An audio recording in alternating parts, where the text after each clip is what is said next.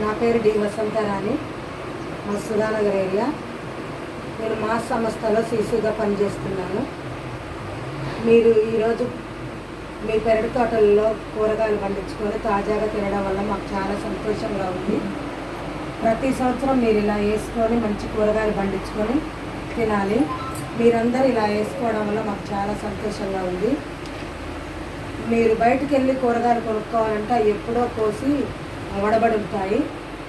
అవి మందు వేసిన కూరగాయలు మనం తెచ్చి ఫ్రిడ్జ్లో పెట్టుకొని తినడం వల్ల కూడా మనం అనారోగ్యానికి గురవుతాము.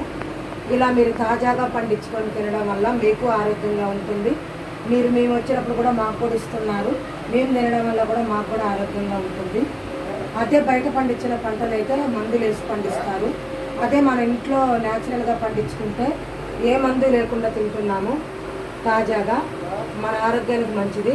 అదే మనకి సడన్గా ఇంట్లోకి చుట్టాలు వచ్చినా కూడా అదే మన పెరటి తోటలోనే కూరగాయలు కోసి వండి పెట్టడం వల్ల కూడా చాలా టేస్ట్గా ఉంటుంది, మంచిగా ఉంటాయి.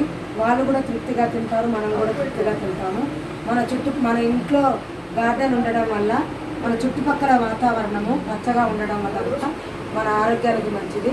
మనకు చాలా సంతోషంగా ఉంటుంది, ఆరోగ్యం కూడా పాడుగాకుండా ఉంటుంది. అలా తాజా కూరగాయలు తినడం వల్ల కూడా మనకు మంచిది.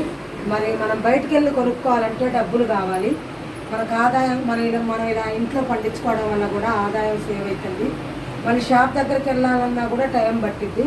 అదే మన ఇంట్లో ఉంటే మనకు టైం కూడా సేవ్ అయింది.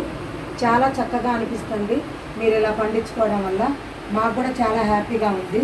మనం తినుకుంటూ పక్క వాళ్ళకు కూడా ఇవ్వచ్చు.